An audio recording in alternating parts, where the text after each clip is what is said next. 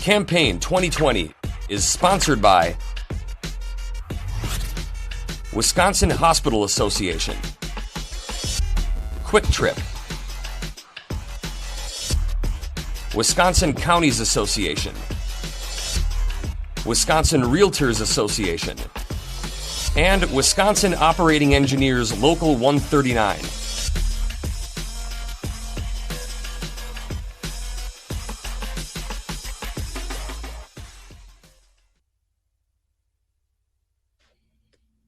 Jayne Swiggum of Gays Mills is a Democrat running in the 32nd Senate District, and the primary is August 11th. Jayne, thanks very much for joining WisconsinEye. Good morning. Good morning. Thanks for having me. You're running as Jayne the Nurse. Talk about, that's kind of an unofficial campaign slogan. Talk Yes. about the type of nursing you do and why that's makes you a qualified candidate for the 32nd Senate.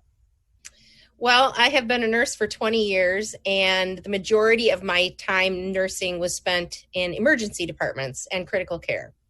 So I have seen pretty much everything I wanted to see working in emergency, and I am currently working as a clinic nurse in a family medicine clinic. So why does that make me qualified? Well, first of all, nurses get it done. We get things done. And so if something comes in that needs to be taken care of, nurses are fatally available. We will dig in our heels and go to town until we come up with a reasonable solution for people. And I do that very frequently working in a clinic. I have people calling all day long with assorted issues. I'm helping them get access to their providers. I'm helping them deal with their insurance companies, deal with their pharmaceutical needs. And so basically, I kind of feel like nurses have become the old ready reference. People come to you, they don't know what to do, and you figure it out for them. So that's what you do when you are a representative. People come to you with problems and you dig in your heels and you go to town trying to figure out what needs to be done in order to fix things.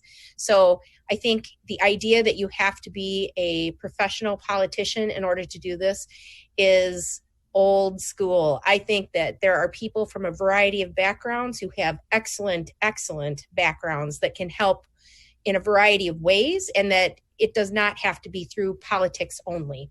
So I give anybody credit who wants to run, because if you feel like you've got it in you to do it, then do it. Well, two COVID-19 questions, Jayne. COVID has hit the economy and healthcare providers the state relies on especially hard. Recessions cause less revenue for the state, but more demands for safety net programs like Medicaid. If you're a senator voting on the next state budget, should that budget make hospitals a greater priority? You know what should be made a greater priority is fixing the reimbursement rates for Medicare and Medicaid for hospitals. Okay. These small hospitals in Crawford, Vernon counties are going under because the majority of their patients are Medicare and Medicaid patients, and the reimbursement rates nowhere near meet what it actually costs the facility to take care of them. Those rates have not been increased or negotiated in years. If we want to really tackle an issue with helping with this payer source, we've got to get Medicare and Medicaid back up to snuff where they actually pay for the cost of what healthcare requires. Okay, and a second COVID question. Should businesses that follow all prescribed COVID-19 practices and recommendations be immune from frivolous lawsuits? If everyone were following the CDC guidelines for what was going on, we would already have COVID well in hand. But we aren't seeing that. If a company is saying, we want you to socially distance, we will lay out on the floors how far apart you need to be, we will insist upon you wearing a mask into our facility, yes, they should be exempt from frivolous lawsuits. Absolutely. And kudos to, I always love going to Menards because they make you wear a mask, and that is absolutely essential in these times. So if you're doing it, and if you are really doing it by requiring your patrons to participate in the actual CDC guidelines, yes, I would agree with that. If, on the other hand, you're like, oh, we'll make our employees wear them, but not the people that come in here, you are not protecting your employees, not a bit. So no, for those that aren't really making it work, no. The COVID is going to have an impact, and the governor said it could cut tax collections in the next budget year by $2 billion. If that cut occurred, to make up for that $2 billion, would you cut spending programs, or would you raise revenues, which would mean raise some taxes or fees? Well, how can you do one without the other? I mean, I don't think that there is a simple answer to any of this. We, as people in the state of Wisconsin, we have all been hit hard by this. I am a nurse. I never in a million years thought I would have my hours cut because of COVID, but I did. And that has affected my home. And I'm just lucky because I only had my hours cut. I did not get furloughed. I did not lose my job. And so all these people who are suffering right now and are having to really, take in their belts because they don't have money. Why would we expect anything less from our government? If we do not have the money through a shortfall in taxes, then yes, we have to cut some of our spending, and we have to look at perhaps raising some of our taxes. You can't have one without the other and still function. The next boundaries for congressional districts and state Senate and state assembly districts. Right now, the party in power draws them. The governor wants a people's commission to make recommendations on those boundaries and then forward those recommendations to the Capitol. Which process do you support? I like the Iowa method of redistricting, where they went by counties. I think that is simple for people who are trying to vote. I think that if you are living in an area that's very rural, like I live in, and Crawford County is very rural, we don't really have too hard of a time figuring out where we need to go to vote. But if you live in Dane County, Milwaukee County, Kenosha County, they are doing their districts in a way that makes me question, if you were to do it by municipality or ward or something like that, that would make more sense to me than snaking a line up a street and over. I think that you really have to look at what the boundaries are and take it from there. We need to make sure that every single person who is able to vote can do so without being confused about where they need to go vote. The bills in the Capitol that would legalize both medical and recreational marijuana, what's your position on them? I say legalize it, regulate it, and tax it. Colorado, what a boon to their tax income from this. What a boon to their small businesses. I come from a super rural area where farming is a real hard way of life, and people don't have cash crops really anymore. We used to raise tobacco when I was a kid, and it stunk. I mean, it was hard work, but it allowed families to have that extra bit of income every year. If we were to legalize, regulate, and tax, look at these farmers who are suffering. They could have a cash crop. You could do it by an acre or two at a time, like we used to do with tobacco, and cash crop for them, income for the state. It would also likely help people with their medication needs, because a lot of people are using cannabis as a way to self-medicate. And boy, is that going to be a lot cheaper than trying to get a multi-drug regimen through a pharmaceutical company. Okay. We know a lot more about police conduct than we did 2 months ago. My question is this: do we need statewide standards for how police treat those in custody? Proposals such as banning chokeholds, no-knock warrants, keeping a database of officers who are most prone to violence. The governor has recommended this in a special session. Your position? 100%. Absolutely, we need this. We need this, I think, coming from a federal standpoint. You should not have to worry that because you have driven from Wisconsin to Minnesota over to North Dakota, that if you do happen to have a run-in with the law, you're going to be treated differently in one place than another. This needs to be a federal standard.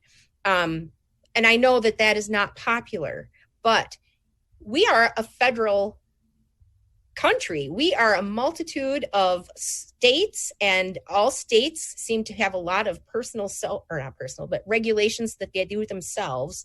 And I think that you need to have people knowing that wherever they are in the United States, they are going to be treated exactly the same by the police who are there to protect. Thank you. 2 questions on property taxes. School districts and local governments, as you know, have their property taxes capped and limited because Wisconsin has some of the highest property taxes in the nation. Schools and governments can, of course, exceed the caps if they get approval through a referendum. If you're elected to the Senate, would you vote to keep these property tax caps and limits or get rid of them? I think there's a bigger issue here. I think that people who own property are paying taxes. I pay taxes. I think mine are pretty high, but, I pay them. I think that where we need to look is where people are not paying taxes.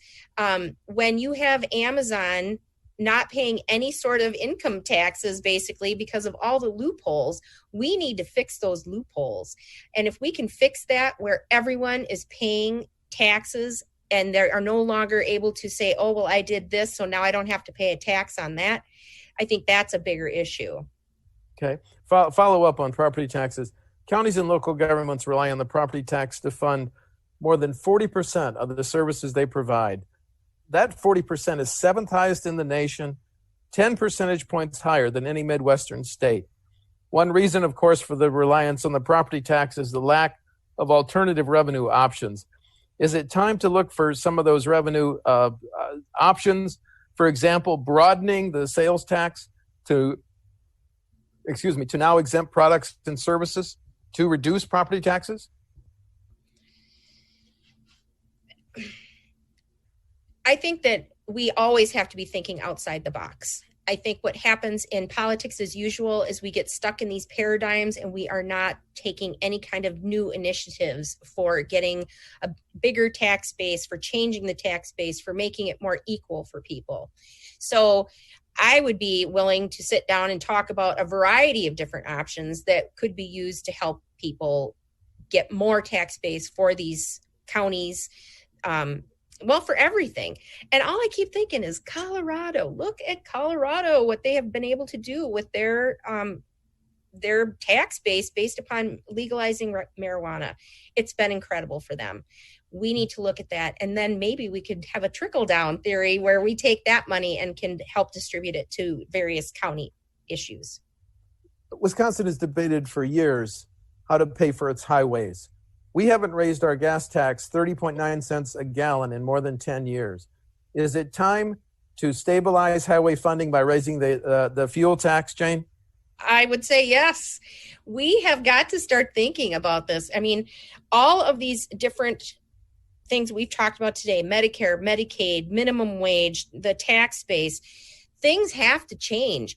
And we have to be willing to say, yes, it is time to increase the gas tax. I would absolutely agree with that. If you are buying gasoline, you need to pay taxes on it. And if it's time to raise it up, it's time to raise it up. Okay, new subject.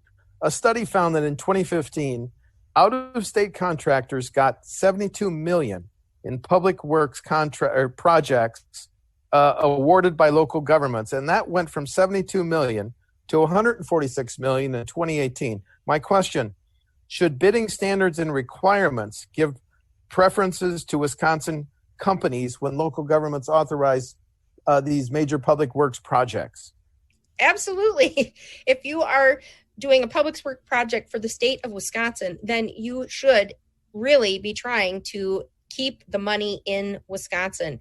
By paying out-of-state companies to do these things, you are basically throwing money from Wisconsin into Minnesota, Iowa, Illinois. I mean, why are we not trying to focus on keeping the money, the tax base here, by putting it into our own businesses, our own construction companies? Okay. The sign behind you, and you don't need to turn, but it says, you keep your money, I'll keep my integrity. Why is that an important principle for you? I think that our political system is completely corrupted by the influence of money, and in particular in the reelection campaigns. We are seeing money being dumped into our elections from outside of the state. And why is that? It's because they are furthering partisan policies. They are trying to push partisan agendas. And I think that's wrong. The people of Wisconsin, I don't think we care who is representing us if we have someone who will do so based upon what we need in Wisconsin. And having all this money getting dumped in is just wrong. So I am personally taking no money for this campaign, which everyone says is a pipe dream, but I am not. And I have gotten quite a few people who are interested in my campaign. And I think one of the reasons is because I have this stance on not taking any money, because I feel that it does influence you as a representative, and I refuse to be influenced by money. Okay, 2 final questions. Is there any issue that is central to your campaign that I haven't asked you about that you want to raise? Or have we hit them all? Well, healthcare. We have got to talk about healthcare. Healthcare should not be the responsibility of businesses. Businesses should not be the main people supplying healthcare for their employees. People who are in small businesses cannot afford to supply healthcare, so they can't keep people as employees because they are constantly having to look for a job that will give them health insurance. And I'm going to say it, single payer healthcare. We have got to get this for people. I have friends who cannot afford the healthcare that is available through their jobs, and so they get none. I have people who have no access at all to medications because the medications are so crazy. Our pharmaceutical companies are dumping all this money into our, especially federal representatives' campaign coffers. They are then writing the legislation that is turned over to them, and it is written specifically to benefit them. No one should be making money off of somebody's health. No one. This should be a number one priority for everyone.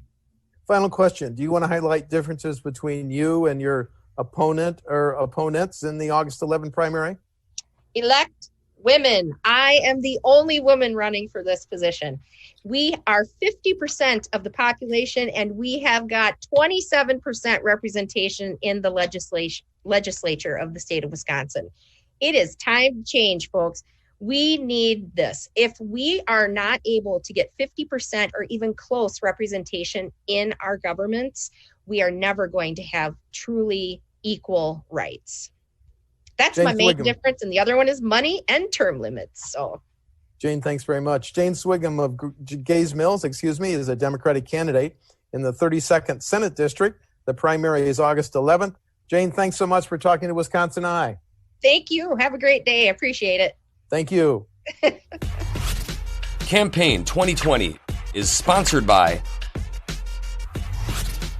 Wisconsin Hospital Association, Quick Trip,